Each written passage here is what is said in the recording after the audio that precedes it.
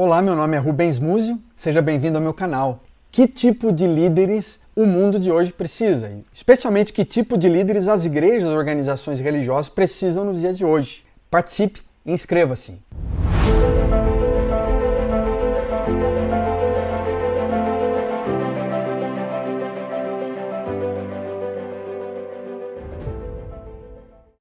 Que tipo de líderes as igrejas e organizações precisam nos dias de hoje?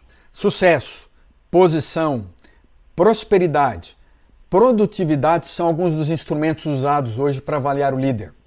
E na expectativa de conseguir esse sucesso, na apreensão, nessa necessidade de produtividade, no desejo de encontrar respostas para responder todos os problemas da igreja local, a gente acaba não tendo alternativas, a gente não sabe como fazer com algumas questões. Como ser um líder influente numa igreja conhecida num bairro da cidade, por exemplo.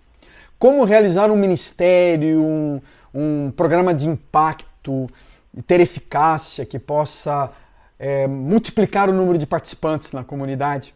Como pregar como esses grandes pregadores aí que você vê na mídia social ou que você ouve nas conferências e redes sociais. Como ocupar um cargo de liderança na sua organização. Qual que é o segredo do sucesso na liderança? Eu acho que tem algumas questões aí muito importantes para a gente avaliar nos conceitos de sucesso, produtividade. E o discurso organizacional, especialmente influenciado pelos modelos de organizações nas últimas décadas, acabou elevando à grandeza o valor do líder. O líder se tornou central, chave para o sucesso da sua organização. Milhares de artigos são publicados em revistas, jornais, livros que demonstram claramente que líderes alcançaram uma certa notoriedade fazendo isso e aquilo. Demonstram, por exemplo, que os líderes conseguiram se tornar líderes de sucesso e atraíram multidões porque eles fizeram tais e tais estratégias. E essa literatura está frequentemente voltada para a vida externa de grandes diretores, para a vida externa, institucional, de presidentes de empresas, de estadistas, de líderes de igrejas famosas, que refletem muitas dessas literaturas essa fascinação pelo tema liderança.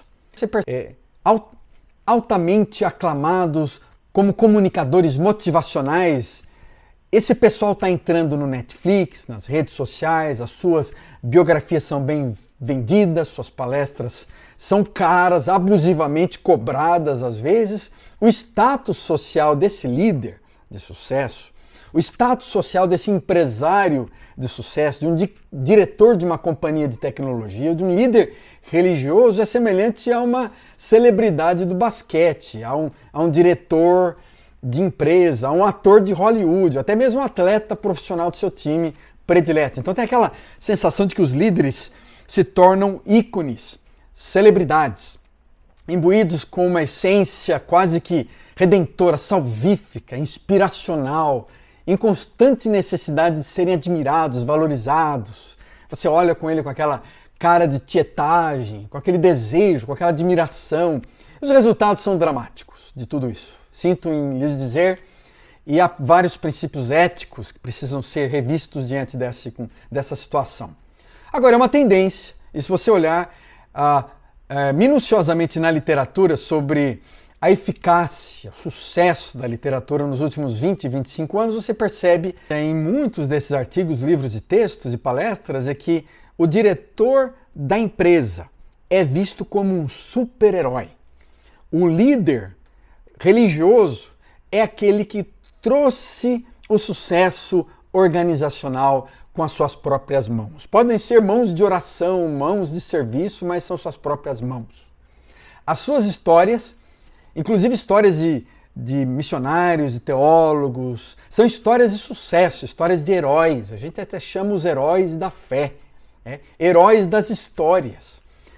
Tal qual os heróis das histórias de quadrinhos. Enchem as páginas dos jornais, a gente assiste esses heróis de Hollywood no cinema, na TV, e a despeito das contradições e das evidências contrárias, muitas das suas ações sejam realmente heróicas, estão frequentemente longe do heroísmo, esses líderes essas celebridades, esses seres humanos, são chamados de ídolos, heróis. Você tem vários textos falando sobre isso, em Bennis, em Bowles, em Collins. Eu poderia dar uma série de textos para te dizer. São chamados como salvadores. Esses líderes são guerreiros, mágicos. São chamados entre os religiosos de apóstolos, de bispos, quase que onipotentes, quase que semideuses oniscientes, semelhantes aos deuses da mitologia grega. Então todas essas imagens alimentam, expandem o apetite pelos produtos de liderança, atraindo milhões de líderes que se comprometem, que desejam esse modelo, que aspiram para serem melhores heróis, fixando certos valores, certos estilos de liderança, como se fossem especiais ou extraordinários em si mesmo. E eu queria dizer que isso é frequentemente o produto de um mercado consumista, capitalista, competitivo, que constrói indivíduos altamente individualizados que se promovem a si mesmo na busca do sucesso, mas que gera também gente sofrida, cansada, machucada, que está trazendo burnout para muita gente, está deixando muita gente na depressão e até mesmo, como nós estamos ouvindo, vários casos de suicídio entre líderes religiosos. A sociedade atual está sendo vista como uma sociedade de consumo, hiperconsumista, na verdade, de desempenho e do cansaço. Como se estivéssemos num grande supermercado, repleto de clientes e produtos. Escolhemos e compramos o que querem, as pessoas escolhem e compram o que querem em nós, de forma seletiva e individualista. Leia, por exemplo, alguns dos livros do Zygmunt Bauman sobre a sociedade líquida, a vida líquida, a modernidade líquida. E ele mostra claramente que nós somos hiperconsumidores. Vivemos dentro de uma sociedade onde as leis do consumo regem tudo. Tudo, absolutamente tudo, inclusive a educação, a religião, a filosofia. Nós somos produtos numa mercadoria. Escolhemos as coisas como escolhemos restaurantes, escolhemos igrejas como escolhemos supermercados. Estamos raramente isentos de pensar de forma consumista e de ser objetos de consumo. As pessoas são ao mesmo tempo consumidores e produtos. Homens e mulheres acabam projetando todas as coisas, seus sentimentos e relações no mundo, nessa cultura de consumo, de consumir e de ser consumido. Nas palavras do Bauman, consumidores e produtos são polos conceituais de um contínuo ao longo do qual todos os membros da sociedade de consumidores se situam e se movem. Então percebe que é o eixo central dentro do qual todos nós estamos nos movendo diariamente. Bauman continua, alguns podem ser colocados por muito tempo perto do polo das mercadorias. E aí você se sente que é um produto. Nenhum consumidor, no entanto, pode estar plena e verdadeiramente seguro de que não cairá perto desconfortavelmente das suas cercanias. Só como mercadoria, só se forem capazes de demonstrar seu próprio valor de uso, é que os consumidores podem ter acesso à vida de consumo.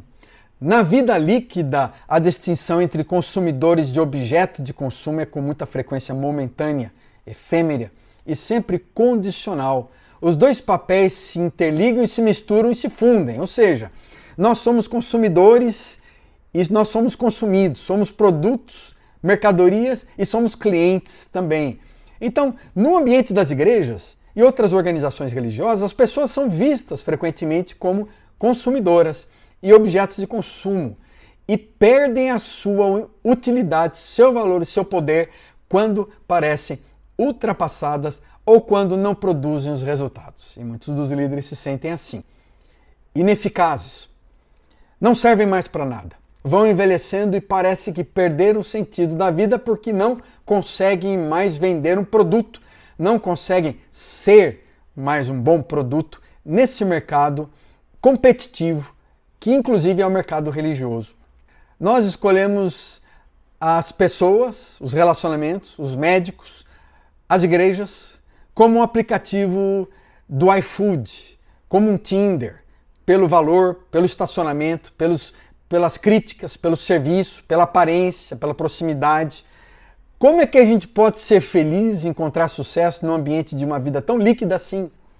os indivíduos, então nas multidões das cidades, com frequência nada compartilham, nem celebrar o objetivo alcançado. Você já está com um novo objetivo, né? Você faz a sua caminhada de 5, você está feliz, já está pensando na de 10, aí chega lá, ganha de 10, já está pensando na de 15. Estou dando apenas o exemplo do esporte físico, porque isso faz parte da nossa própria mentalidade. O Han chama isso, o Byung-Chul Han chama isso de autoexploração. Autoexploração. As pessoas estão nessa sociedade de desempenho, cada vez mais tendo o objetivo de escravizarem a si mesmo, de dominarem a si mesmo. Isso é compulsório em várias áreas.